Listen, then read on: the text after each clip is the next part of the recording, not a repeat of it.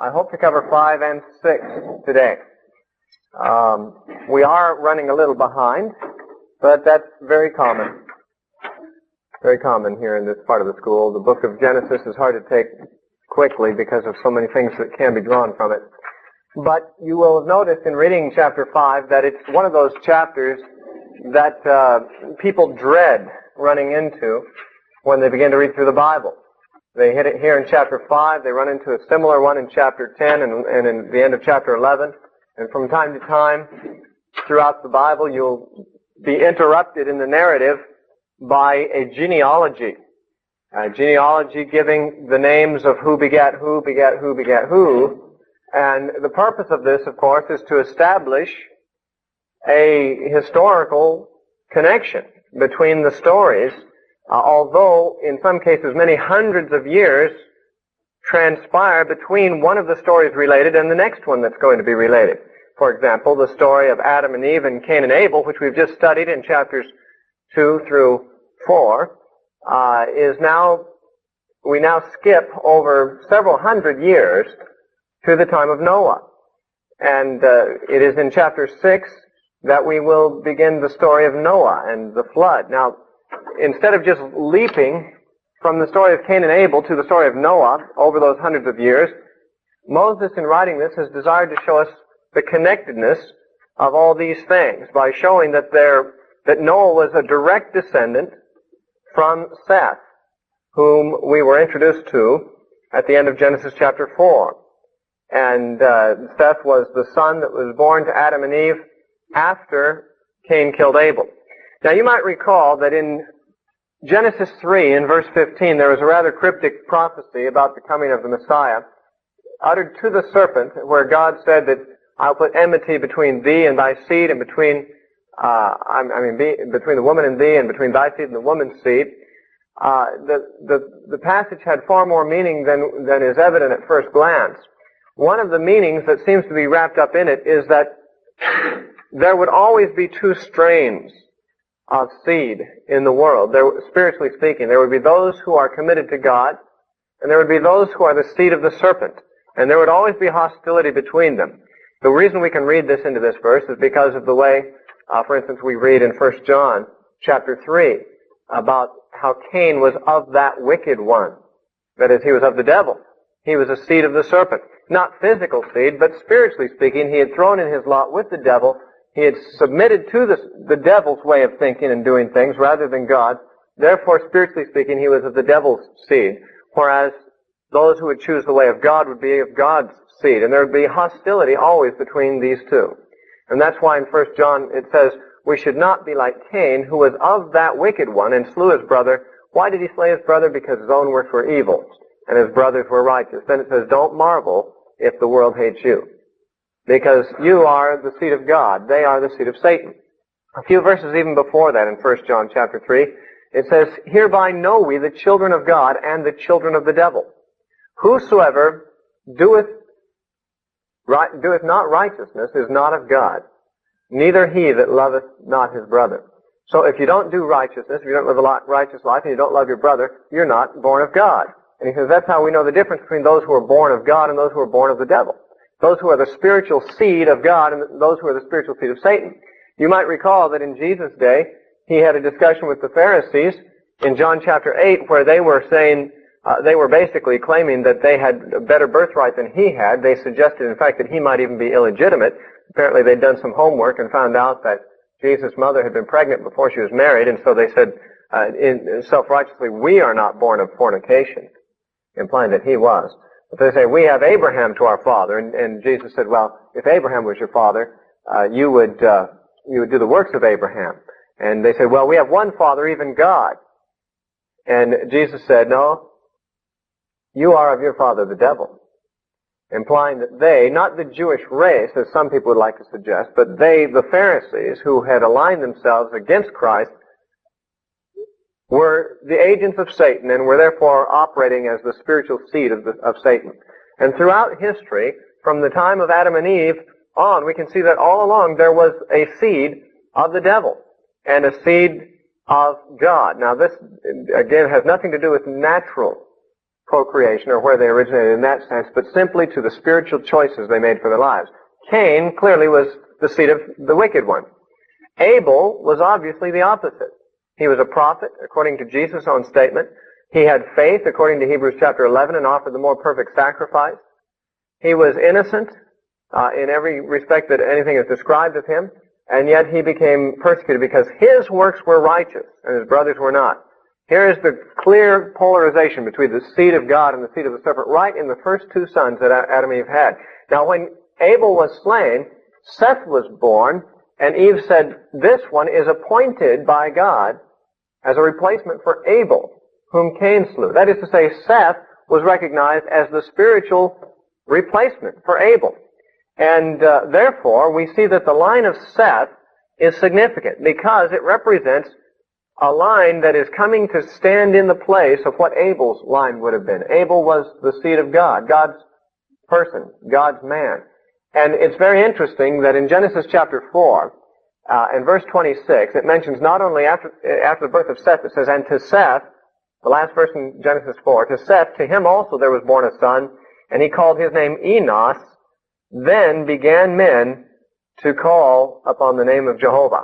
This would imply that either the name Jehovah first was revealed to men during the days of Enosh, or more probably that Enosh himself was somehow influential in turning many men to God, to Jehovah, to call upon the name of the Lord to be saved. It's an unclear statement, but there's a clear association with the name of Jehovah and Enosh, which suggests that Seth, who was a replacement for Abel, was already beginning to generate a godly line. Now, in Genesis chapter 5, which is a genealogy, we get the generations from Seth, actually starting with Adam, going through Seth, to Noah, who is of the same family. And we have 10 generations documented in Genesis chapter 5. Many of the names in the list, we don't know anything about their moral character or their spiritual life, but in a few cases we do. For instance, Enosh. We know that in his days men began to call on Jehovah. 7 generations down we've got Enoch. And he was one of the most godly men who ever lived. He was so godly, he walked with God. He had a testimony among his generations that he pleased God, and God did not even permit him to see death, but he was translated so that he might not see death. A little further down we've got Noah, who of the whole world was the only righteous man God could find. So out of the 10 generations listed, at least 3 names are singled out for mention, and all of them are singled out to point out that they had a righteous standing or a walk with God or some kind of a positive connection to Jehovah God. Now the other names about which we know nothing, obviously we don't have anything against them on the record or anything for them. But the genealogy is punctuated by occasional men of unusual uprightness. In some cases, unique righteousness in their generation. And so we can assume that in general we're expected to understand that this family of Seth gave rise to a godly line. And now we won't read chapter 5 verse for verse simply because it is very repetitious and it follows a regular pattern. Basically, usually it mentions the age of a man at the time of the birth of his first son. Then it mentions how many years he lived after the birth of his first son. And it mentions, and he begat sons and daughters, as well as the son that is mentioned by name. He had other sons and daughters that are not named. And then so after it says his age at the birth of his first son, it gives how many years after the birth of his first son he lived and begat sons and daughters.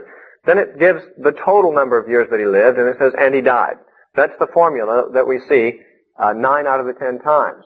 There's the notable exception of Enoch, about whom it does not say that he died, but it does have all the other information. He was so many years old when his son Methuselah was born, then he lived so many more years and walked with God.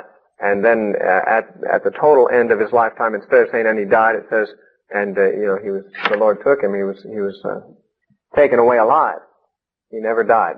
One of perhaps the only man in the Bible who never died. Elijah is suggested as another, though I don't believe the Bible specifically says Elijah didn't die. He was taken up in a fiery chariot, but it doesn't say that he survived it.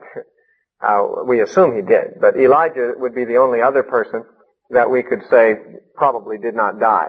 Though the Bible doesn't specifically say that Elijah didn't, it does specifically say that Enoch didn't. So he is a very unusual man. And the story of Enoch in this genealogy definitely stands out in what is otherwise a very monotonous, repetitious description of life, procreation, and death for 10 generations. Now, you might think that this is one of those passages in the Scripture that really has very little value. That a person reading this, or a person reading the Bible could very well get along without this chapter. I suppose the only thing it establishes is the historic continuity between the passages before and after it. And it does that. But just to show that, as the Scripture says, every word of God is pure. And all Scripture is given by inspiration of God and is profitable. There is profit even in a chapter like this. I'd like to establish that fact by pointing out some of the things in which we can derive spiritual profit from it. I once heard of a man who was not a Christian and decided he was going to read through the Bible. And as many people do, he started at the beginning, at the book of Genesis.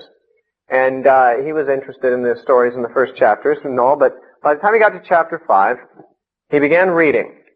And as he read through this chapter, again and again and again, he encountered the phrase, so-and-so lived so many years, and he died. And he died. And he died. And he died. And he died. And finally, the man reading the book said, hey, I'm getting the message. I'm going to die. All these guys died. I'm going to die too. And on the basis of that revelation, he converted and gave his life to Christ. He realized he wasn't ready to die. And it's an amazing thing that even something as simple as that, just the repetition of the expression, and he died, can, the Holy Spirit, because this is His inspired Word, can use something like that to actually convert a person. Can you imagine giving your testimony? Say, I got converted reading Genesis chapter 5, the genealogies from Seth to Noah. And yet there is a man, at least one, that can say that. And so it just underscores the fact that even those passages of Scripture which would seem to be rather dry or unhelpful have profit in them because the Word of God is quick and powerful and sharper than any two-edged sword. And chapter 5 of Genesis is just as much the Word of God as any other chapter is. Now, another thing I might add is that the information about Enoch and Methuselah that is given here is very interesting and is developed somewhat in the New Testament. It's in verse 21 that we read of Enoch. His father's name was Jared. Actually, we're introduced to Jared begetting Enoch in verse 18, but in verse 21, Enoch gets the spotlight. And in verse 21 it says, Enoch lived 65 years and begat Methuselah, and Enoch walked with God after he begat Methuselah 300 years and begat sons and daughters. And all the days of Enoch were 365 years, and Enoch walked with God. And he was not, for God took him. Now that's very interesting. How, if you did not have the New Testament or any other record saying anything more about Enoch than this passage says, how would you be inclined to interpret this expression, he walked with God and was not, for God took him? This could, of course, be mistakenly understood as a reference to him dying. God took him. We might speak of a person who died in his faith as being taken to heaven, for instance, taken by the Lord. However, it is in Hebrews 11 where we get the Holy Spirit inspired commentary on what actually happened to Enoch. In Hebrews chapter 11 and verse 5 and 6. Hebrews 11 verses 5 and 6 says, by faith Enoch was translated, that he should not see death, and was not found, because God translated him. For before his translation he had this testimony, that he pleased God. But without faith it is impossible to please him. For he that cometh to God must believe that he is, and that he is the rewarder of him that diligently seek him. Now, here we're told, whereas Genesis only says the man was not, for God took him, the writer of Hebrews tells us he was translated. This means that he was removed from one sphere to another. He was caught up into heaven. It's somewhat analogous to what will happen to Christians at the coming of the Lord, according to 1 Thessalonians chapter 4. In 1 Thessalonians 4:16 it says, for the Lord himself shall descend from heaven with a shout, with the voice of the archangel and the trump of God, and the dead in Christ shall rise first. Then we who are alive and remain shall be caught up together with them in the air to meet the Lord in the air, and thus shall we ever be with the Lord. Actually, to be caught up to meet the Lord in the air is considered to be a translation. Some call it the rapture, though that word is not found in the Bible, but translation is with respect to here of Enoch. And some people think that what happened to Enoch was sort of a picture of that, sort of a picture of the translation of the church at the coming of Christ. In describing the translation of the church in another place, in 1 Corinthians 15, did you want that reference to what I just quoted? Yes. The one I just quoted was 1 Thessalonians 4:16 and through 18. And this is 1 Corinthians 15. 1 Corinthians 15, beginning with verse 51. Paul said, "Behold, I show you a mystery. We shall not all sleep, but we shall all be changed." By the way, sleep to Paul means die. This verse in the King James has sometimes been quoted. I've seen signs on the doors of church nurseries where this verse is on there. We shall not all sleep, but we shall all be changed. Anyway, verse 52. By the way, this verse is a remarkable verse in that it shows us that there is something more certain than death, and that is change. Not all will die, but all will change. And so change is even more certain than death. Anyway, it goes on and says, this is how we'll be changed. In verse 52, "In a moment, in the twinkling of an eye, at the last trump, for the trumpet shall sound, and the dead in Christ, or the dead shall be raised incorruptible, for we shall be changed." And we shall be changed. "For this corruptible," meaning this body that is subject to decay, "must put on or take on the characteristic of incorruption, or the inability to decay. And this mortal must put on immortality." Now, that is what's going to happen, apparently, at the translation of the church, and it may be that, it's hard to say, what happened to Enoch's body if he was so translated that he might not see death. Did he experience the taking on of this new quality of immortality in his body? It's hard to say, because the Bible indicates that Jesus is the firstborn from the dead in this sense, in which case Enoch could not be before him in that respect. So there's some mystery attached, and we might even ask, if Enoch was taken up in his physical body into the spiritual realm, how is it that a physical body can continue in the spiritual realm? It may be that, in fact, Enoch's body and spirit were separated from each other, even as a person's is at death. But he didn't experience an earthly death as other people did. Rather, he was taken up, and he may have, in some sense, shed his body, and his spirit simply entered into the spiritual realm of the righteous. But this is all speculation. All we are told is that he didn't die, and that's a great mystery. But it is also told that some of us will not die, and that we will be caught up too. Now, another thing we're told about Enoch in the New Testament, we get from the book of Jude, which is the last book of the New Testament next to the book of Revelation. And there is a quotation of a prophecy from Enoch in the book of Jude. As Jude is here describing the fate and the character of wicked false teachers who have crept in the church, he says, actually, Enoch, way back in the days of Enoch, there was a prophecy made about these people. It says in Jude, which only has one chapter, in verse 14, "And Enoch also, the seventh from Adam," that is in the seventh generation from Adam, "prophesied of these, saying," and here's the quote from Enoch, "Behold, the Lord cometh with 10,000s of his saints, to execute judgment upon all, and to convince all that are ungodly among them of all their ungodly deeds which they have ungodly committed, and of all their hard speeches which ungodly sinners have spoken against him."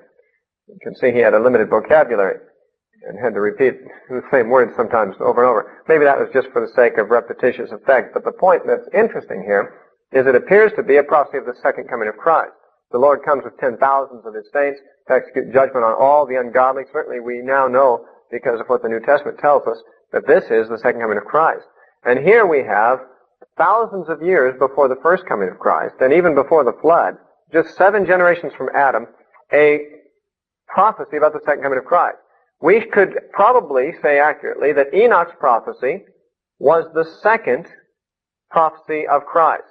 The first being found in Genesis 3:15, which we've mentioned before, uttered to the serpent about the curse upon the serpent and the seed of the woman coming to crush his head. The second would be, probably, that of Enoch. We know of no other prophecies between. And Enoch Whereas the first prophecy in Genesis 3:15 describes the first coming of Christ and what he would accomplish at the cross, Enoch's prophecy jumps 2,000 years ahead to, or more, at least we know 2,000 years ahead, to the second coming of Christ and the judgment that he will effect at that time. A man of remarkable prophetic insight, remarkable in many respects. It'd be interesting to know more about this man, yet the Bible passes over him very lightly. Let me say this. Since Enoch was a prophet, according to Jude, it is not surprising to find that the name of his son, Methuselah, was prophetic. Methuselah was his son, and the name Methuselah means, his death shall bring it, or when he is dead it shall be sent, or something along those lines. Each of the names, by the way, in this genealogy has a meaning in the Hebrew tongue. And the name Methuselah, as all authorities agree, means something like his death shall bring it. Now, if you calculate the years from the birth of Methuselah, and the birth of his son, and the birth of his son's son, and so forth, the years that transpired, and the year of the flood, you will find that Methuselah died in the very year of the flood. In other words, the name, his death shall bring it, was a prophecy about the flood. Enoch not only had a prophecy about the second coming of Christ, but he had a more short-range prophecy, not too short-range, over 969 years before the flood, almost 1,000 years early, but that was one man's lifetime in those days. But what would seem a relatively short-range prophecy, not only of the second coming, but also of the flood.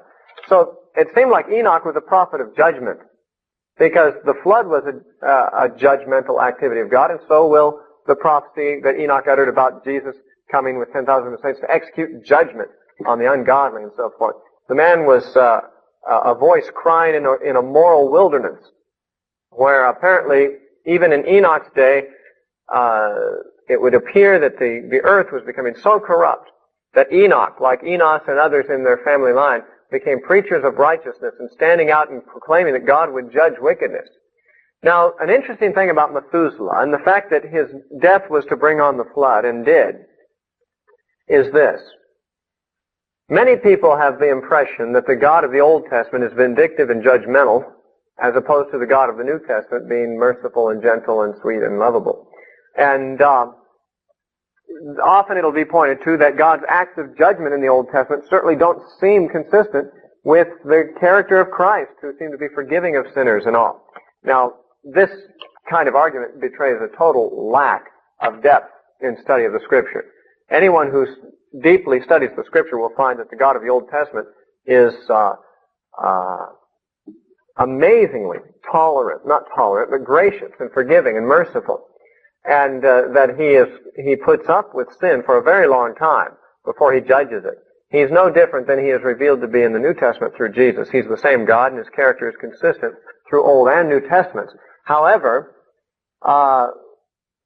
there are very clear indications of this mercy of God in several of the stories of the Old Testament, and many of them are the stories where people have the most objections. For instance, we know of this, how that God sent the Jews in to destroy the Canaanites, and even women and children were to be destroyed along with the others, and many people object to that, and yet you have to realize that to send a national judgment upon a nation is God's prerogative, if that nation is so sinful as to deserve it. It turns out, God has judged many nations in the past in various ways. The Canaanites simply came under the judgment at the hands of the Israelites' sword.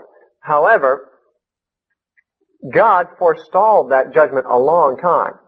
Just to make something real clear about why God judged the Canaanites the way he did, the Canaanites were worshippers of a god named Moloch, who was represented by a huge bronze statue with the head of a goat and the body of a man with his arms extended from the elbows forward. And this was a big hollow brass statue into which was stoked a great fire so that the image would glow red hot. And the Canaanites practiced in their worship of Moloch something called causing their children to pass through the fire, an expression that's found a number of times in the prophets, where God, through his prophets, rebukes his people for actually entering into these Canaanite practices of causing their children to pass through the fire. This practice was this. At the time that Moloch was being worshipped, people would bring their infants alive and put them in the red-hot arms of Moloch to be consumed alive by the heat. Now, lest they should have their hearts rent by the pitiful cries of the infant and screams as it was being consumed in that heat, they would have a band on hand so that as soon as the infant was placed into the arms of the statue, the band would, and the horns and the trumpet and everything would begin to sound, and people would go into a perverse sexual orgy using all kinds of sexual perversion, sex with animals, homosexuality, and all kinds of deviant sex. They would have an orgy with loud music to drown out the sounds of the crying baby so that their hearts would not be affected and the sensitivities would not cause them to recant on the offering of these live children. This was the normal method of the worship of Moloch. This was the normal religion of the Canaanites. Now, how God tolerated this for one day, we might wonder. And yet, some 500 or more years before God brought judgment on Canaan, He spoke to Abraham in Genesis chapter 15 and described that the time would come when He would have to judge the Canaanites at the hands of the Israelis. But He said that He was going to give them 400 more years before He brought this judgment, because He said the sin of the Amorites, which is the Canaanites, is not yet full. That's found in Genesis 15:16. God says in the fourth generation, meaning in this case it means after 400 years, they, the Jews, shall come back into Canaan, in which case they'll destroy the Canaanites. He says, for the iniquity of the Amorites is not yet full. They were in the process of this Moloch worship, and God tolerated it year after year, century after century, and finally He said, I've given them so much space to repent, they've only become more and more corrupt, now judgment must fall. And it did, and it should. And no one can fault God for judging them. The question is, why didn't He judge sooner? And the answer to that is in Psalm 103, where it says, God is merciful and gracious, slow to anger, and plenteous in mercy. That's Old Testament God. Now, in the story of Methuselah, we have another example of that. One of the most judgmental activities God has ever done, in fact, I think the most judgmental activity God has historically done, where He's actually judged sinners, was the flood, because it's the only case in history where God has judged every sinner on the planet. There have been other times, like raining fire and brimstone on Sodom and Gomorrah, or other instances like the Canaanites being wiped out, where a society or a corrupt culture was eliminated, but only once has God wiped out the whole world, and that was the flood. This is the most judgmental activity God has ever engaged in history. But notice this. 969 years before the flood, God predicted, through the prophet Enoch, that his son Methuselah would die in the year of the flood. When he is dead, it shall be sent, means Methuselah. And almost 1,000 years before the flood, God gave people this warning. Watch this man. When he's dead, judgment comes. And the presence of Methuselah in the world, as long as he was alive, was a testimony that God had forestalled yet this long judgment. That while he already knew 1,000 years earlier that he must judge, because the sin was bad enough, he already was predicting there was going to have to be a judgment fall, yet as long as this man was alive, judgment did not come, because it would come when he died. And if anyone saw Methuselah walking down the street, it would be every day a reminder of God's grace that He has not yet sent judgment. And the fascinating thing about Methuselah is, of all men whose ages are given in the Bible, his age is the greatest. He lived longer than any other man on record, 969 years. In this we see God's reluctance to judge. He was committed to judge. He had prophesied that He would judge. He gave people almost 1,000 years to decide which side of the judgment they were going to be on, and gave them warning that judgment must come. And not only did people not listen, because at the end of that time only one man and his family were spared, the rest were totally corrupt. No one listened for that 1,000 years almost that God was giving them warning, but He drew out that man's life longer than any other. He gave him year after year after year after year, and extended that man's life almost indefinitely, almost a millennium, 1,000 years nearly, in order to show His reluctance to send judgment. The mercy and the long-suffering of God in the Old Testament is seen even in those cases where His judgment is focused upon. He waits and waits and waits until He cannot in justice wait anymore.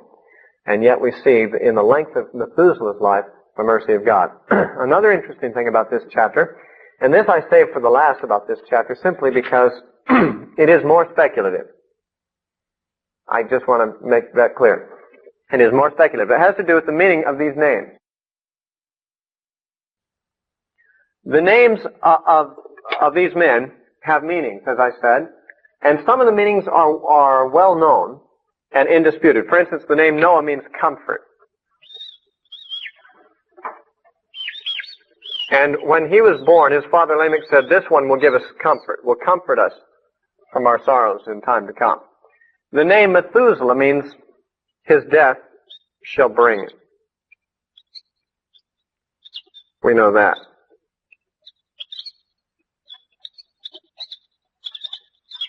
Another name that we know the meaning of is Seth, which means appointed, because when he was born, his mother said, "God has appointed me another in place of Abel whom Cain slew." Now, some of these other names, the meaning of them is not as certainly establishable.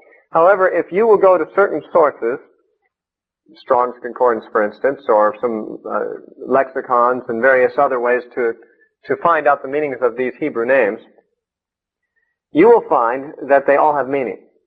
Some of the meanings I have had difficulty in finding, but I must say, one preacher that I heard gave a whole list of meanings of these names. And he said that he could not find one source that gave them all.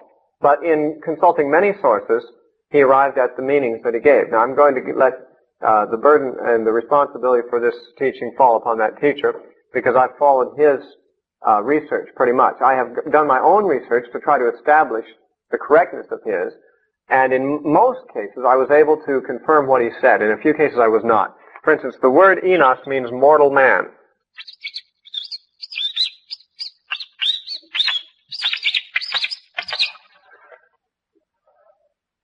Cainan, which is the next name, means, well, the way this preacher said it, shall suffer. This is one of the names I was not able to confirm. I was not able to confirm this, but I will take the word of it that his research is valid. This other teacher, by the way, was Ray Stedman, who's the pastor of Peninsula Bible Church in Menlo Park, Palo Alto, something like that in California. Palo Alto, I think it is. Mahalalel means blessed God. Now this I was able to confirm from my own research. Mahalalel means blessed God. Shall suffer is the only one so far that there's a question mark from my research about. Jared, actually from my research, means descent, like D-E-S-C-E-N-T. This preacher actually gave a different form of the same thought, came down. Now this may be subjective, but a descent. We'll run out of ink here. And Enoch, there are a variety of meanings of the name Enoch that I have been able to find. One of them is initiated or initiating or teaching. This preacher used the word teaching. He made that choice. And you'll begin to see why these choices are made in a moment. We already know Methuselah means his death shall bring. Lamech is a very hard one. I have not been able to find documentation for the meaning of the name Lamech in any of my sources, but this man said he found documentation that Lamech meant despairing.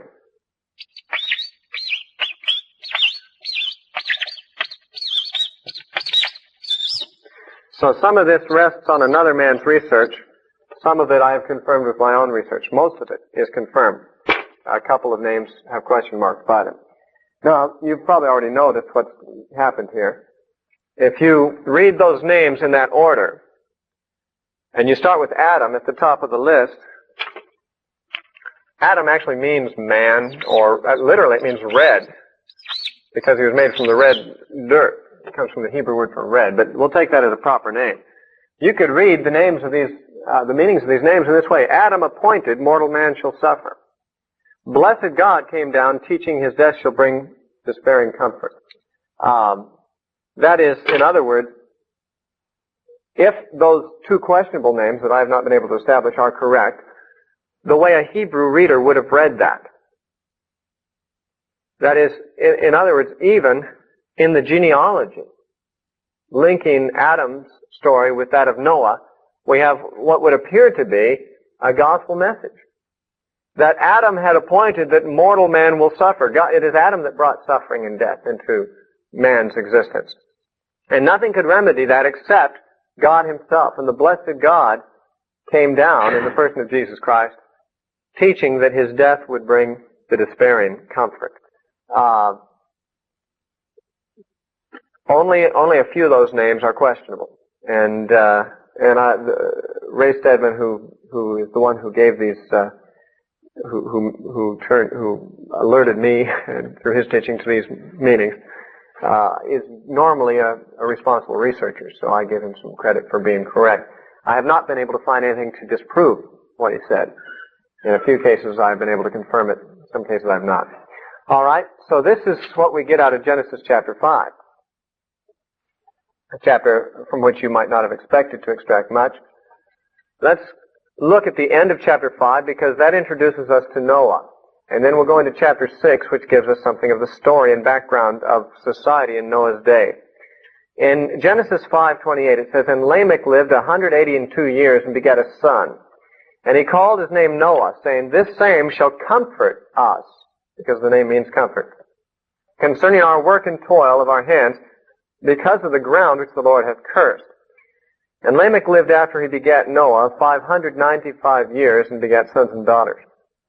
All the days of Lamech were 777 years, and he died.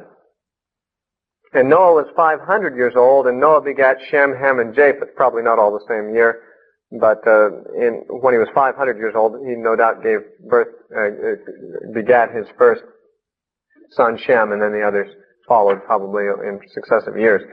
Now, there is something difficult to understand about this prophecy that Lamech made over Noah. He said concerning Noah, "This same shall comfort us concerning our work and toil of our hands because of the ground which the Lord had cursed." Something is being said here suggesting that Noah would have some effect on reversing the effects of the curse. The toil of our hands, he'll comfort us concerning this. Now, I don't know in what sense he means comfort. Does that mean give us rest from it? Or does it mean he'll make us feel okay about it even though we have to live with it? Or what does it mean? I don't really know the answer to that. He did, well, as far as we know, he's the first one on record to distill, distilling isn't the right word, but to ferment grape juice, and he's the first man on record to get drunk, according to chapter 9 of Genesis.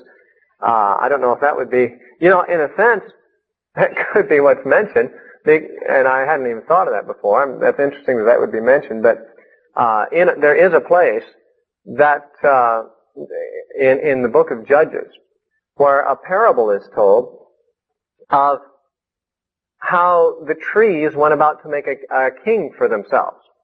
And I forget, I think it's chapter 9, but I'm not real sure about that, of Judges. Let me get that, because it makes an interesting statement about wine in this parable. Let me see if I can find the parable quickly here.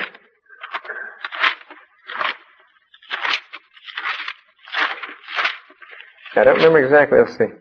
Oh yeah, it is chapter 9 of Judges. And let me read this parable. Judges 9:7 is where it begins. "And when they told it to Jotham, he went and stood in the top of Mount Gerizim, and lifted up his voice and cried, and said unto them, Hearken unto me, ye men of Shechem, and that God may hearken unto you. The trees went forth on a time to anoint a king over them, and they said unto the olive tree, Reign over us. But the olive tree said unto them, Should I leave my fatness, wherewith by me they honor God and man, and go and be promoted over the trees? And the tree said to the fig tree, Come thou, and reign over us. But the fig tree said unto them, Should I forsake my sweetness and my good fruit, and go and be promoted over the trees? Then said the trees unto the vine, Come thou, and reign over us, the grapevine. And the vine said unto them, Should I leave my wine, which cheereth God and man, and go to be promoted over to the trees? Then said all the trees unto the bramble, Come thou, and reign over us. And the bramble, which is just a weed, said unto them, If in truth you anoint me king over you, then come and put your trust in my shadow, and if not, let fire come out of the bramble and devour the cedars of Lebanon." Now, what's the meaning of this parable? It happens that at the death of Gideon, one of his sons, named Abimelech, decided, who was really not, he was actually an illegitimate son by a harlot or a concubine, made a bid to be the king. in Gideon's death. And he actually slew all of Gideon's other sons, except for one, this man named Jotham, who escaped. And basically what he was saying is, these trees represent the people of Israel who were starting to come to Abimelech to be their king. And he's essentially saying they don't need a king. What do trees need a king for? It's like the trees going out looking for a king. What in the world would the trees do with a king? They don't need a king. They all have their function, and their function does not require that they have a king. And Israel did not need a king like Abimelech. They had God as their king. And he basically, in the parable, any tree that had anything really to offer turned down the offer of being king. They said, why should we leave our fruitfulness in order to be something useless like a king over the trees, you know? Why should we take an office that's totally fruitless and of no value and give up the productive thing we're already doing? They said the only person who was willing to accept the job as king over the trees was the bramble, because it had nothing, it was totally unprofitable in other respects, you see. And so it was willing to become the king of the trees. It had no fruitfulness, it had no value whatsoever. And he's suggesting that Abimelech, he says, essentially saying any person who's good and has anything to offer would decline to be king over Israel because they don't need a king, they've got God. Only someone who's totally worthless would take the job. And that's what he's saying about his half-brother Abimelech. Anyway, the interesting thing about the parable is that the vine, the grapevine, the trees were getting desperate now. The fig tree and the olive tree turned around, so they now go to a vine to see if it'll take the job. And he said, why shall I leave my wine? That is, why should I stop producing wine which cheers God and man? I don't know in what way wine cheers God. It's obvious God doesn't drink it. But it does indicate that in a sense, wine, you know, I guess if used in moderation, has a certain blessing from God upon it. And it cheers the heart of man, and it's also found elsewhere in the Psalms. It's mentioned that wine cheers the heart of man, though it doesn't mention there God being cheered by it. But the interesting thing is here, you mentioned that Noah distilled wine. He did do it from the fruit of the ground, which was cursed. And in a sense, maybe he was saying there'll be some comfort for us, and you know we have to till the ground, but at least out of that will be produced some refreshment. You know, something that'll be a small comfort to us. This would not be, of course, favoring drunkenness. In fact, of course, nowhere does it say that Lamech was a prophet of God either. I mean, this is his prediction about Noah. And even if he was thinking about wine, that doesn't mean that he was speaking God's voice or you know, just he's speaking as a man. At any rate, there's an interesting, strange kind of prophecy in which the Bible doesn't tell us how it was fulfilled about Noah. But Noah is well known for something else, and that is being the one man who was able to take his family safely through a time of global judgment through his righteous standing before God. Before we hear of how he was spared, we want to hear why the flood came in the first place, and that's what we get at the beginning of chapter 6. The background, historical background of Noah's day and why God sent the flood. Why did he have to do that? In chapter 6, verse 1, it says, "And it came to pass, when men began to multiply on the face of the earth, and daughters were born unto them." You know, we'd read about the sons. In chapter 5, there's been the names of certain sons, but it also says in each generation, and they begat sons and daughters. Now we're going to see what happened with some of the daughters. "That the sons of God saw the daughters of men, that they were fair." That means beautiful. "And they took them wives of all that they chose. And the Lord said, My spirit shall not always strive with man, for that he also is flesh. Yet his days shall be 120 years. This does not mean that he was going to limit the lifetime of the individual man from 900 some odd years as it had been previously down to 120 years. What it means is that from the time that God saw this utter corruption taking place in society, he gave 120 years more before the flood came. He gave man another 120 years from the time of this declaration, which may have been the time when he called Noah, or it's hard to say. Who he made this declaration to, we're not told, probably to Noah. "There were giants," it says, "in the earth in those days, and also after that, when the sons of God came into the daughters of men, and they bare children to them, and the same ones became mighty men, which were the men of renown. And God saw that the wickedness of man was great in the earth, and that every imagination of the thoughts of his heart was only evil continually. And it repented the Lord that he had made man on the earth, and it grieved him at his heart. And the Lord said, I will destroy man, whom I have created from the face of the earth, both man and beast, and the creeping thing, and the fowls of the air, for it repented me that I have made them. But Noah found grace or favor in the eyes of the Lord." Okay, let's talk about this section.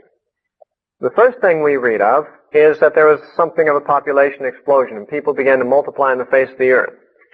In the days of Noah, the population of the earth, it has been calculated, could have been very nearly the same as the population of the earth now. It's hard to imagine.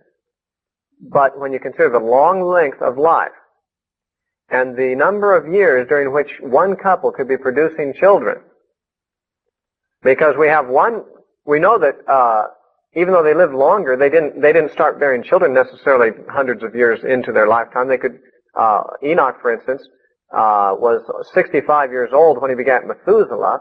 There's no reason to believe he couldn't have fathered children earlier, but we know that as early as 65 years old, even when people lived 900 years, some were able to, they were at sexual maturity at least by then. Whereas we know also that some of them were bearing children when they're 200, 300 years old. So the average person would apparently be able to have many hundreds of children, and of course their children would reach sexual maturity, at probably roughly the same time we would in our present way of living, and yet they'd be able to have children for hundreds of years. It'd be very easy in the approximately 1,200 years or so. Let me see, or maybe it was closer to 2,000 years between Adam and the flood. It'd be very possible for the population of the earth to increase rapidly to nearly the present population of the world. There could have been literally billions of people on the earth at this time. And they could have been globally distributed, for all we know. Some people have doubted that they were, but if there were this many people, you wouldn't expect them to all be in the Middle East, it'd be kind of crowded there. There's every reason to believe that people spread out across the earth. It says they began to multiply on the face of the earth, which suggests a dispersion across the land masses of the earth. Then we read of the sons of God being physically attracted to the daughters of men, and taking wives from among them and bringing forth children from them. Who are these sons of God? I am familiar with at least 3 or 4 different theories, of which only 2 really are widely held among Christians. The view that was held by the Jewish authorities and even by early Christian authorities, and is perhaps the most popular view among evangelicals today, is the view that the sons of God represent angels that fell. There's another view, and we'll talk about that in a moment. But most of the people that I talk to seem to have the view that these are angels. And as I said, even the Jewish writers and Josephus and many of the early church fathers held that particular interpretation too. Now they could have just carried it over from the Jewish writers. There's no reason to believe that because the church fathers taught it, that they got it from some inspired source, but that it could be that they just carried on the Jewish ideas since that was their roots. At any rate, the idea is this. The word sons of God, Benai Elohim, which means sons of God, is found elsewhere in the Scripture as relating to angels, apparently to angels. Both in Daniel and in the book of Job, the expression Benai Elohim, sons of God, which is this expression also, is found. And in Job, for instance, it's when the sons of God gather together before God and present themselves before God, and Satan also appears there, that we find them. And it would appear to be an angelic assembly before God twice in Job chapter 1 and Job chapter 2. So there is some suggestion that sons of God may be a reference to angels. The problem, well, let me say in addition to this, it is argued therefore that the marriages that are talked about here are the merging of supernatural beings or spiritual beings with human beings. And the product of their marriages are said to be giants. In verse 4, it says there were giants in the earth in those days, and many have felt these giants were the product of these marriages, and because of that, it supports the idea that these were supernatural beings, or else why would their offspring be giants? By the way, the word giants here in the English is not the best translation. The word Nephilim is the Hebrew word, Nephilim. And the exact translation of the word Nephilim is not known. It is not the same word that is usually used in the Hebrew for giants. For instance, when it talks about Goliath and Og and other giants in the Old Testament, a different Hebrew word is usually used. Nephilim, some scholars say, should be translated fallen ones. And because of that, some have found support for the view that these were angels, fallen angels, that certain angels of God, sons of God, were attracted to women and made wives of them, and their physical offspring were fallen ones, were supernatural beings, mighty men of the earth. And in support of this view, they give a couple of New Testament references. One of them, probably the only one really worthy of mentioning, is Jude, again. And begin with verse 7. No, not begin with verse 7. Begin with verse 6. Going on to 7. Jude, verses 6 and 7. It says, "The angels which kept not their first estate, but left their own habitation, he has reserved in chains, everlasting chains, under darkness, unto the judgment of the great day. Even as Sodom and Gomorrah, and the cities about them, in like manner, giving themselves over to fornication and going after strange flesh, are set forth as an example, suffering the vengeance of eternal fire." Now the argument here is, there's a reference to the angels that left their first estate and fell, fallen angels. And it says in verse 7, even as, meaning in the same way, Sodom and Gomorrah entered into corruption. Now what does it say was the sin of Sodom and Gomorrah?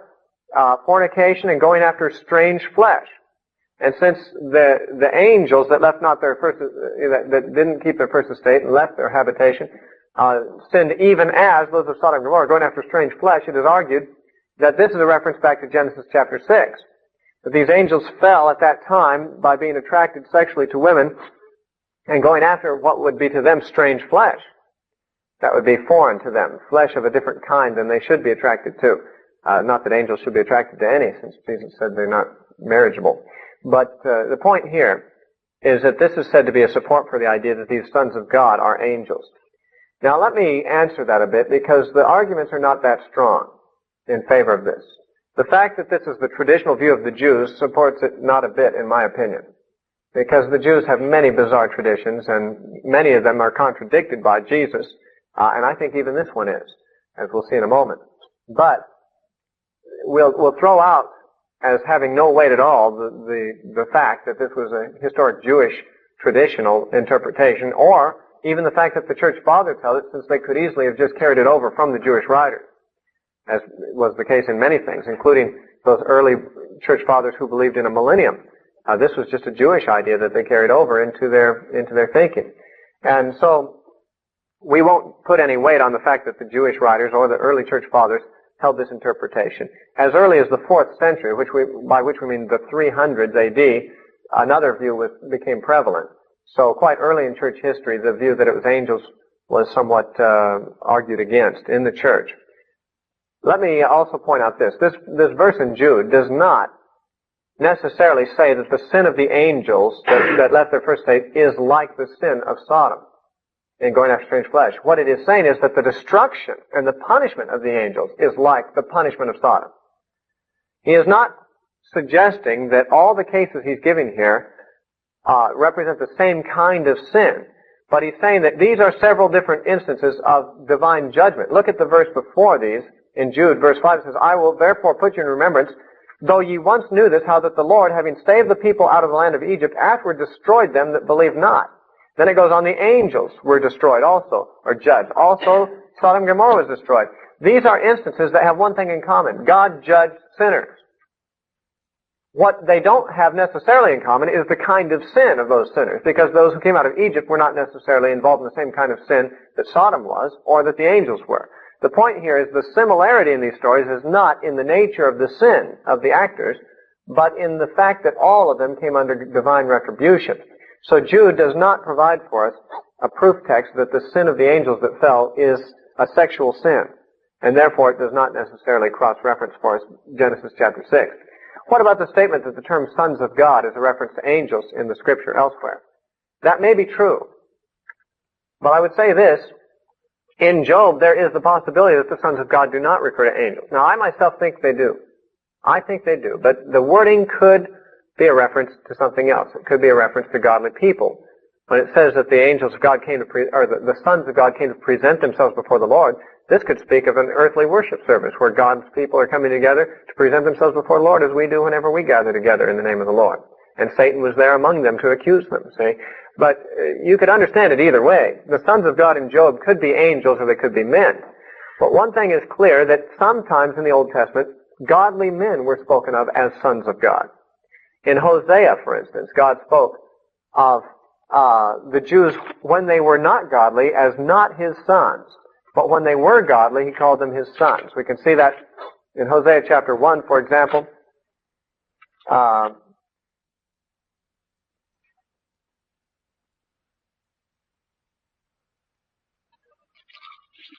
In verse 9, or in verse 8 and 9 of chapter 1 of Hosea, it says, Now when she weaned Lo Ruhamah, she conceived and bare a son, and then said God, Call his name Lo Ami, for they are not my people, and I will not be their God. This is talking about Israel in their state of not being godly. But then later in chapter 2, in verse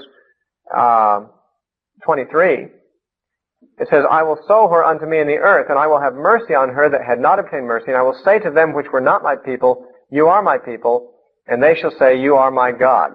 Because actually I'm looking for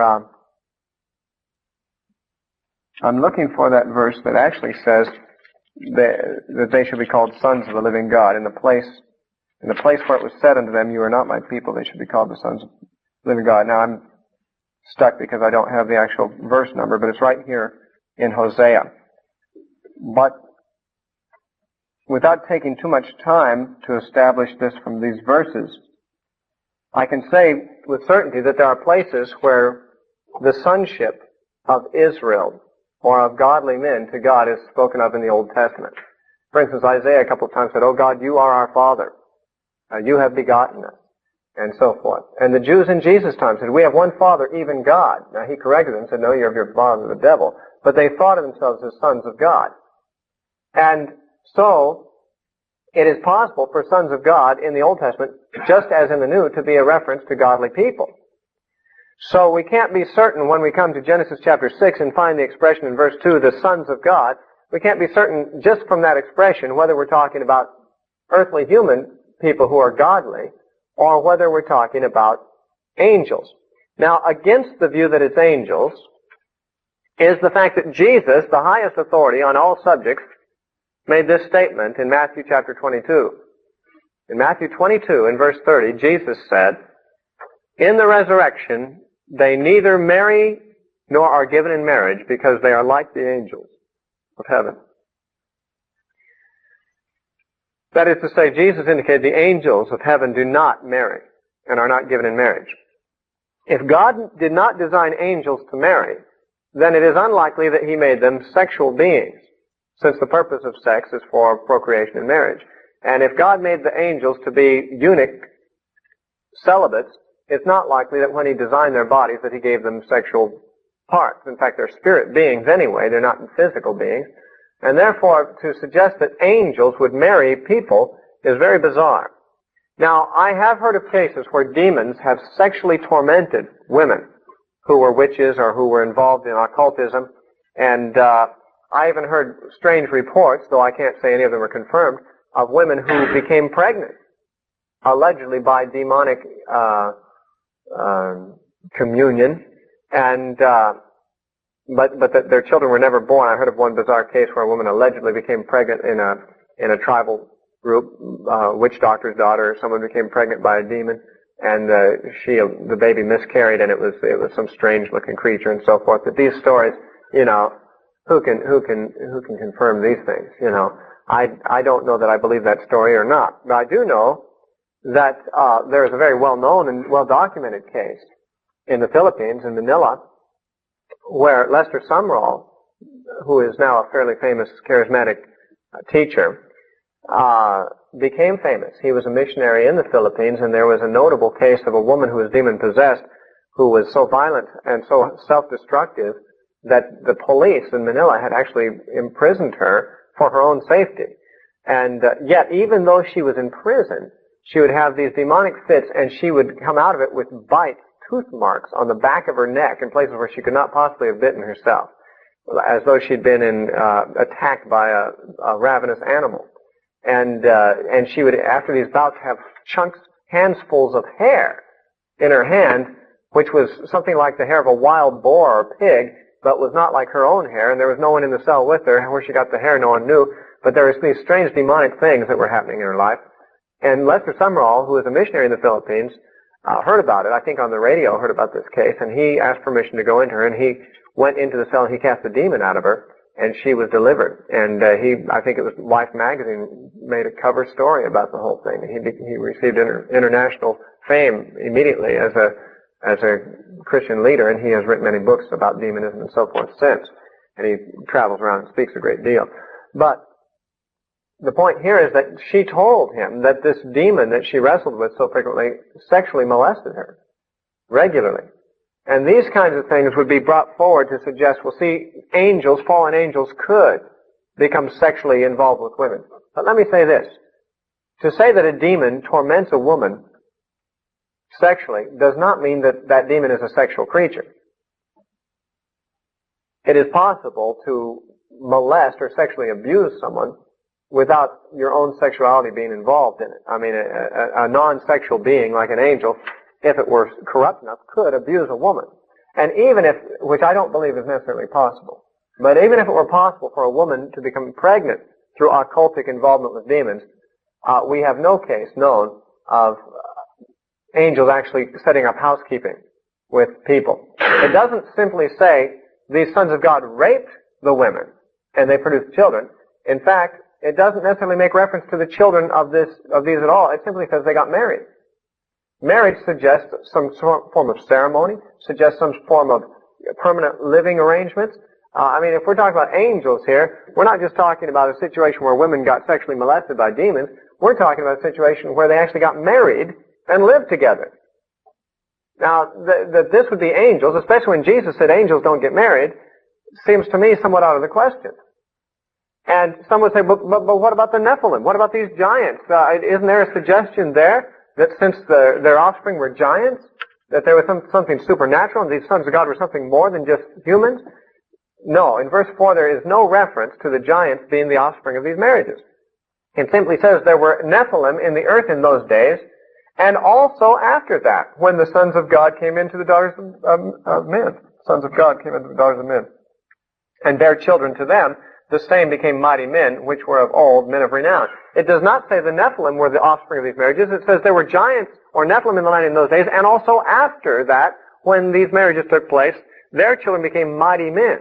The word mighty men in the Hebrew is used many times in the Old Testament, and it always speaks of mere humans. It doesn't speak of some supernatural beings. The offspring of these marriages became mighty men. Well, David had many mighty men. This would speak of people who were militarily famous and physically, powerful and had a tremendous amount of fame because of this. They became influential in society. But it doesn't mean that they were supernatural beings. Therefore, I lean toward the view, and though I've held both views at different times, I lean toward the view that we are not reading here of angels coming down and cohabitating with women, that we are reading, in fact, simply of men, God's men. Remember the seed of the devil and the seed of God? Seth's family seems to have been the godly seed. And as Christians today can be called sons of God, or maybe in a lesser sense, Seth's family could be spoken of as sons of God. They were the godly line. And the daughters of men would simply say daughters of men other than of the godly family. What we seem to be reading about here, in my opinion, and I think the best of biblical scholarship would be in agreement on this. I've read it from many scholars whom I appreciate and trust, and I held this view even before I read them. This is talking about the descendants of Seth, who until a certain point in their history were remaining separate and marrying within the family and within the tribe, so that they did not break down the moral lines of the family, so that their family remained salt in the earth. But now what happens is they begin to be attracted to women strictly on the basis of their appearance, rather than in terms of their virtue. It says they saw the beauty, the fairness of the daughters of some of these other men. And they took wives of as many as they chose. That is to say, they didn't just let their parents arrange marriages with worthy partners for them, but they went out and just began to choose women on the basis of their attractiveness. And that meant, of course, outside the family as well as within it. So that there began to be intermarriage between God's people and the devil's people. Is really what it gets down to. Now later on in Jewish history, God actually forbade that the Jews would marry certain Canaanites and certain Gentiles, and in many cases, in some cases, the Jews were expected to marry within their own tribe, even and not marry other Jews of another tribe. But the reasons for non-intermarriage is, of course, that both the husband and wife in a family are influential over the children. The father is the head of the family. The woman really gets more time with the children, and therefore both partners have a strong influence over the moral and spiritual development of children. Therefore, if a Christian marries another Christian, or if a godly person marries another godly person, their children will likely be trained in the ways of godliness. But if a Christian marries a non-Christian, ordinarily their children will choose the path of least resistance, which is always sin. Because of our sinful nature, it's easier to take the way of corruptness than the way of godliness. And if they don't have a consistent pattern in their two parents for godliness, but they see one of their parents goes the way of Satan, they'll choose normally the way of Satan because it's the easier road. It doesn't go against our nature so much. But if they have two parents who are enforcing a godly standard, that child will more likely maintain his godliness. And the family of Seth seemed to have only had marriage within their family for a long time, and there was a standard of godliness that seems to have been maintained in their family while the rest of the earth was becoming corrupt for several generations. But at a certain point in time, apparently maybe about 120 years before the flood, there began to be a breakdown. And the people of Seth's family began to be indiscriminate about who they would marry. They would marry anyone, regardless of their moral or spiritual standing, just on the basis of whether they were physically attracted. Very much like what happens in some Christian circles today. Now, in the New Testament, we're strictly forbidden. Christians are strictly forbidden to be unequally yoked together with unbelievers. The arguments against a Christian marrying a non-Christian are numerous. The one that Paul gives in 2 Corinthians 6, when he says, be not unequally yoked together with unbelievers, in 2 Corinthians 6:14, he says, for what fellowship is there between light and darkness? What do you have in common? Here's a person who's pursuing Jesus Christ with all their heart, and here's another person who isn't. What in the world do you have in common? Well, we both like the same kind of music. We both drive the same kind of car. We both have similar ideas about birth control. Well, wonderful, but what about things that matter, like eternity, like value, like God? Everything that matters you have not in common. The things that you do have in common don't matter at all. And I've often been counseling, teenage people, new converts and so forth, and I've been asked many times, well, is it wrong to date a non-Christian? And the answer is, why? What's the attraction? If they're not following Jesus Christ, what in the world would you have in common? I can't imagine. You could have nothing except very carnal attraction that would lead you to do that. But of course there's those who try to practice missionary dating. They say, well, I'm dating this non-Christian so that they'll get saved. I see it happens to the prettiest girl in town too, but that's beside the point. I'm really attracted to them for spiritual reasons. I see that they make a wonderful Christian if they've got these tremendous potential. Yeah, potential to be your wife. If you can get them to cross over the threshold of the church and say, yeah, I'm a Christian too. And a lot of people actually go further than missionary dating and missionary marriage. And I've known many women who've married non-Christian men saying, well, I'm sure that after we're married, he'll go to church with me and convert and so forth. It almost never happens. I heard of a pastor who was counseling a couple. The girl was a Christian, the man was not, and they wanted to get married and asked the pastor to counsel them and so forth. And he said, well, first of all, he said to the woman, you stand here on this desk. And he said to the man, you stand here on the floor and hold hands. Now he said to her, you try to pull him up onto the desk. And he said to him, you try to pull her down on the floor. And see who succeeds. And guess who won? She didn't pull him up onto the desk. And he says that's what's going to happen spiritually in your marriage too. And it's an apt analogy. Because just as the law of gravity would give the unbeliever in that illustration the advantage so the law of human nature being corrupt would give the unbeliever the advantage in pulling someone down rather than the Christian likely pulling the person up. Marriage to a non-Christian is strictly forbidden because what do you have in common, for one thing? Secondly, it usually drags down the believer rather than drags up the unbeliever. And even further, it has to do with the children. Paul wrote to unequally yoked couples in 1 Corinthians 7. And addressing couples where one party was a Christian and one was not, he did not tell them to get divorced, because he knew that divorce was not the right answer. They shouldn't have, in many cases, these were not cases where a Christian had married a non-Christian. They were cases where two non-Christians had gotten married, and then later one of them got saved and the other one didn't. And then the Christian in the couple wondered, well, should I divorce my unsaved partner, since we're not supposed to be unequally yoked together? And Paul had to address that issue. He said, no, you don't. Don't divorce them, because if they're content to dwell with you, you should stay with them. They might convert. There's always the chance. Whereas if you depart from them, they won't. But then he said also this in 1 Corinthians 7. In verse 14, he says, for the unbelieving husband is sanctified by the wife, and the unbelieving wife is sanctified by the husband. Or else were your children unclean, but now they are holy. Now they are holy either means that the children have come to know the Lord because of the influence of a Christian parent in the home, which they wouldn't if the Christian parent departed and the children were left with only ungodly parenting. Or else it means that because the Christian is in the home, the children are distinctly set apart. That's what the word holy, hagios, means. It means set apart by God for special treatment. And because they have Christian parents, God especially brings pressure to bear on the children and deals with them uniquely because they are the product of a Christian parent, at least one Christian parent. But the idea here is the children, the effect of a mixed marriage on children, or, if a Christian leaves that arrangement, the children are left with only unsaved influence. If the Christian has a Christian partner, then there's no such bad influence in the marriage at all. And so you've got to consider your own spiritual life. You've got to consider your children's spiritual life in making decisions about marriage. And most of you here are probably already married anyway, so this isn't something you need to know about necessarily. But the problem here is that when godly line breaks down and godly people begin to intermarry with godless people, suddenly there's no more a clear strain. There's no longer one family of people, one clan, one tribe that is really holding out for God. The salt loses its savor.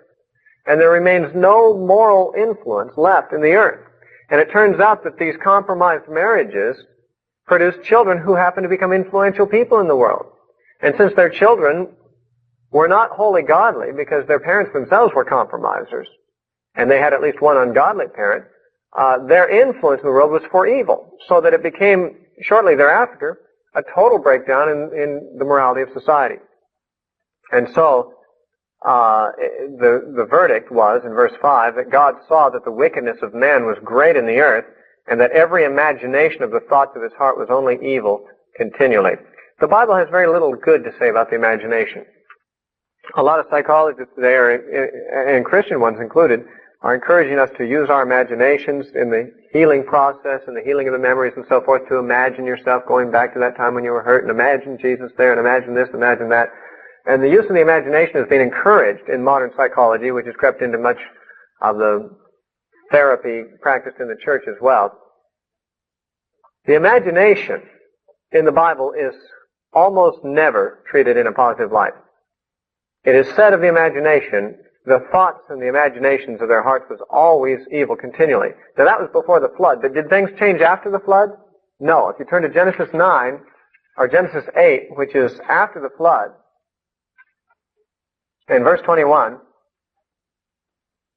it says, and the Lord smelled a sweet savor, Genesis 8:21, and the Lord said in his heart, I will not again curse the ground anymore for the man's sake, for the imagination of man's heart is evil from his youth. Again, the imagination is still evil from childhood.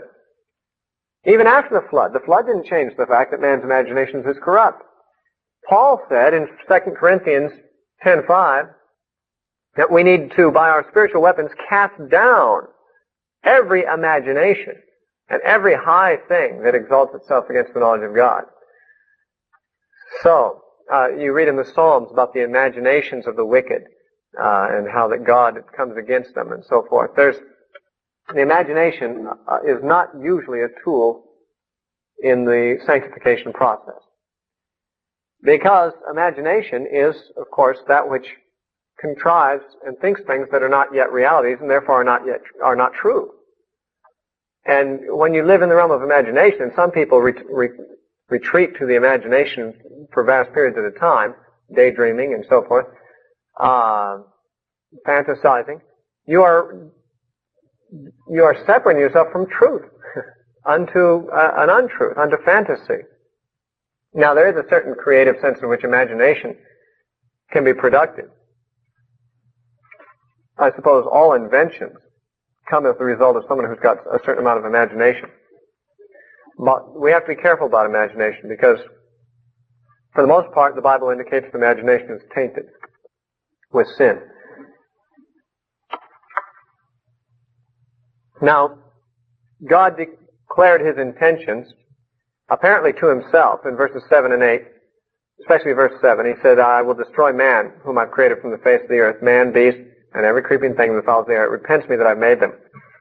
Verse 6 said, it repented the Lord He had made man. A lot of people have asked the question, well, didn't God know that this would happen when He made man? At this point, did He get some new information about man that He didn't know before? Suddenly He realizes man is bad, and He says, wow, maybe I made a big mistake making man. If I'd known this at the beginning, I would have made him. Is that what it's saying? Some people think so. Some people indicate that the fact that God repented that He made man here indicates that when He made man, He didn't know this would happen, and this caught Him by surprise, and He really was sorry about it now. The word repented means grieved, sighed, groaned, breathed heavily, in this case. And it does not mean that God suddenly got some new information and changed His mind about whether it was wise to have made man. He's grieved that He made man. Having made man brought personal grief to His heart because man was not living up to his high calling. He was not living for the glory of God. And it grieved God at His heart. He repented, that is, He experienced sorrow and grief because He had made man. It does not mean that He decided that it was a bad idea. It simply means that it caused Him pain. I can say this, my children can cause me pain that I would not experience if I didn't have them. For instance, if any of my children would depart from the Lord and not walk with God, that would cause me unutterable grief. And in a sense, it would be because I had them that I had this grief. I could say I'm grieving because I had children. But that doesn't mean that I didn't want to have children or that I would do it differently, that I would not have children, if I could start all over again. It just means that having children has been the cause and the channel for which grief has entered my life at some point. If a child died, or if one of my children died, that would bring grief to me. That doesn't mean I wouldn't want to have children if I had it all to do over again. It just happens to mean that I'm experiencing sorrow, which is caused by the presence of my children. I'm vulnerable. God made Himself vulnerable to pain and to grief by creating man, and He experienced grief and pain on more than one occasion over man. That's what is meant when it says He repented that He made man. He didn't change His mind about it. But He did decide to purge the earth of wicked men. And so here's what He said to Noah. In we'll go to verse 9. These are the generations of Noah. Noah was a just man, that is a righteous man, and a perfect in his generations, and Noah walked with God. He's the second person of whom we read that he walked with God. Enoch was the first, in verse 22 of the previous chapter. Noah walked with God. Does this mean that God appeared in physical form and walked alongside of Noah? We can't be sure that it doesn't, because we know that in Old Testament times, especially pre-flood, it wasn't that uncommon for people to have visitations from God. And even afterwards, Abram had human theophanic appearances of God. It may be that Noah and Enoch both had a visible encounter, that is a theophany that would walk with them and commune with them. On the other hand, walking with God can certainly be a figure of speech, meaning walking in accordance with the ways that, living in accordance with God's principles and so forth. In the New Testament, we are said to walk as Christians, to walk worthy of our calling and so forth. And not talking about literally the way we take one step after another with our 2 feet, but rather talking about the way we live and the choices we make and so forth, the patterns of our lives. And that could be what's referred to here and with Enoch. Noah begat 3 sons, Shem, Ham, and Japheth, which we were told also earlier. The earth also was corrupt before God, and the earth was filled with violence. And God looked upon the earth, and behold, it was corrupt, and all flesh had corrupted his way upon the earth. Fairly universal problem. All flesh, the whole earth. And God said unto Noah, the end of all flesh is come before me, for the earth is filled with violence through them, and behold, I will destroy them with the earth. Make thee an ark of gopher wood. Rooms shalt thou make in the ark, and shalt pitch it within and without with pitch. This is the fashion which thou shalt make it of. The length of the ark shall be 300 cubits. The breadth of it 50 cubits. The height of it 30 cubits. A window shalt thou make in the ark, and in it, or in a cubit shalt thou fashion it, finish it above, and the door of the ark shalt thou set in the side thereof, with lower, second, and third stories shalt thou make it. And behold, I, even I, do bring flood of waters upon the earth to destroy all flesh, wherein is the breath of life, meaning all that aren't fishes, all of them that breathe with lungs, from under heaven. And everything that is in the earth shall die. But with thee will I establish my covenant. And thou shalt come into the ark, thou and thy sons, and thy wife, and thy sons' wives with thee. Notice, no reference to whether his sons were righteous. He makes the covenant with Noah personally, with you. And he says, therefore you shall come into the ark, and your family will too, because of my covenant with you. And of every living thing of all flesh, 2 of every sort shalt thou bring into the ark, to keep them alive with thee. They shall be male and female.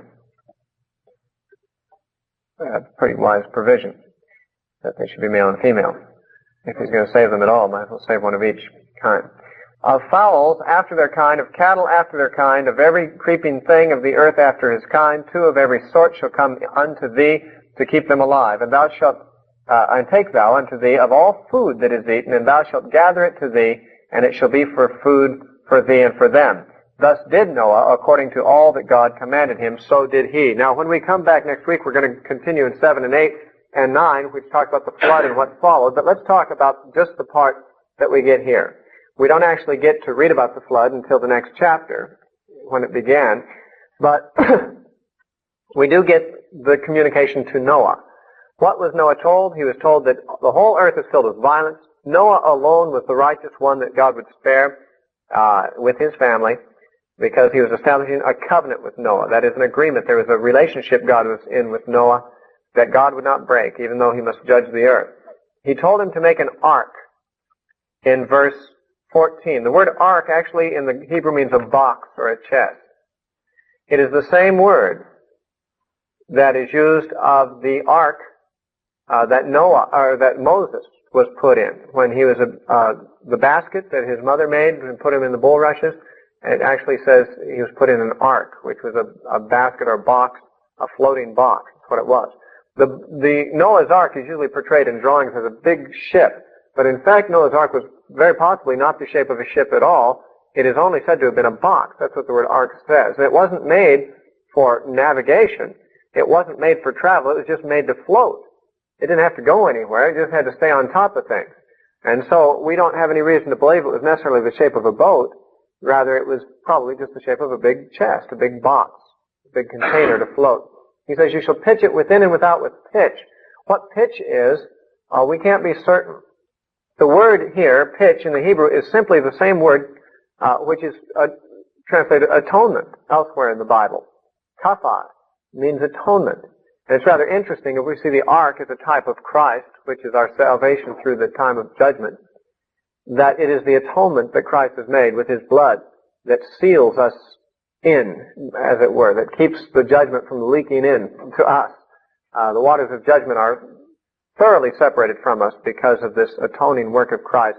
The ark was, the cracks were sealed with pitch, or atonement happens to be the Hebrew word here.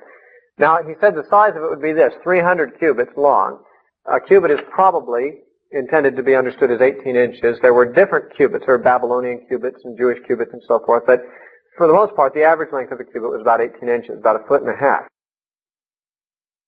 By that standard, the ark was about 450 feet long.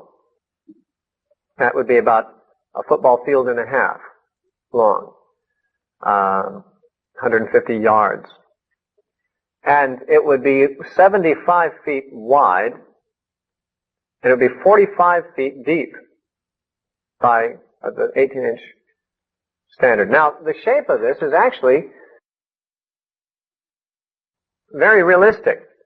When you consider that there are flood traditions in all ancient societies, that all ancient societies have left records that there was a flood in which a few people were saved through the making of a boat or a box or something, this is the most realistic description of the ark that you get in any society. The Greek historian Berosus indicated that the ark was 3,000 feet long and 1,200 feet wide. I mean, that's so huge, 3,000 feet long, 1,200 feet wide. So big it's impossible to imagine timbers large enough to make a box that big, or even any need for a box that big. That would be far larger than would ever be needed. Whereas the cuneiform accounts of the flood indicate that the ark was a 6-storied cube, 262 feet each direction, with a pilot on top. A big cube floating around, 262-foot cube. It wouldn't be very seaworthy. It'd be rolling around on the waves like crazy. People would be wondering where the floor was half the time.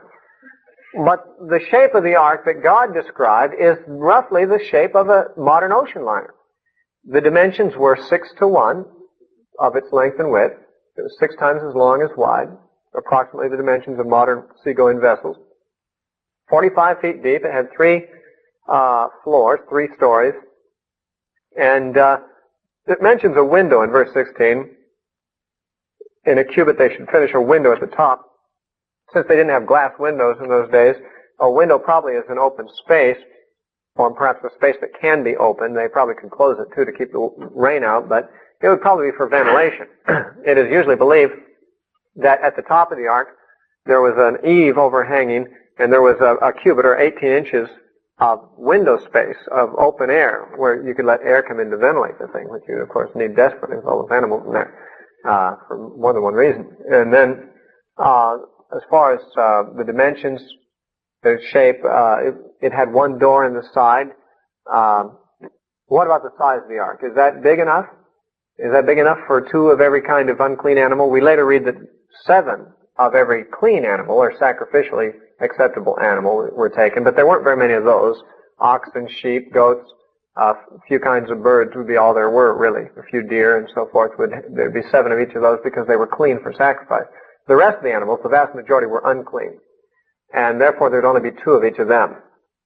We are told by a leading taxonomist that the total number of species of land vertebrates, which would be the only animals that would need to be taken, obviously Noah wouldn't have to take fishes on, or certain kinds of insects. Of course, he wouldn't have to gather or find special place for them, but of the vertebrates, land animals, that would need to go into the ark, there are only approximately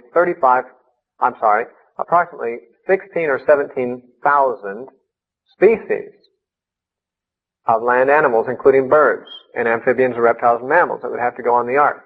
Approximately 16 or 17,000 species, which means that if 2 of each were on, that'd be approximately 35,000 specimens.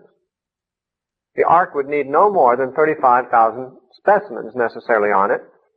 And the average animal, though there are, of course, animals larger and smaller, the average size of an animal is the size of a sheep. They're about an equal number, smaller as larger, and so the average size would be that of a sheep of all the animals. Now, that would mean, of course, that the space on the ark to contain them would have to be approximately the same space it would take to hold 35,000 sheep. And the ark was more than adequate for that. It is said that 35,000 sheep could be carried in 150 boxcars pulled by one train. A train of 150 boxcars could carry 35,000 sheep. The ark had the capacity, with its 3 decks, of over 500 railroad boxcars. That is well over 3 times as much space as would be needed to accommodate the animals. Now, what would be the extra space for? Well, probably for food. They'd have to have some food on board, and it mentions specifically that they gathered of every kind of food that is eaten in verse 21 and brought it on board. They wouldn't have to store water probably, since there'd be water coming down out of the sky. They might be accumulating some of that as it came down, but at any rate, they would have more than enough room. They would even have room probably for a whole deck of the ark to be used just for exercising the animals. Because they had 3 times as much space as they need just to store the animals. They could have had one deck to store the animals, 1 deck for the food, and 1 deck for exercise. Although we don't suggest that's what they did, but it's very clear the ark was adequate in size for this. Now, how much food would these animals eat? That depends on whether they were awake or not. It's entirely possible that some of those animals hibernated, or even most of them did. Hibernation is a psychological thing that animals do when there's conditions in their environment that make it necessary for them to go into a state of almost total inactivity, during which they need very little food. Their body processes slow down almost entirely, and it is possible that almost every animal could have been made to hibernate. Only the smallest amount of food would have been necessary. Interestingly, all the animals, including the rabbits, came off the ark 2 by 2 as they went on. That is to say, there's not the suggestion that they reproduced. And therefore, they may have been hibernating. We'll talk more about this when we come back to it. We've just run out of time. There's far more we could say. But we will talk about the flood, of course, when we come back to chapters 7 and 8 in our next lecture.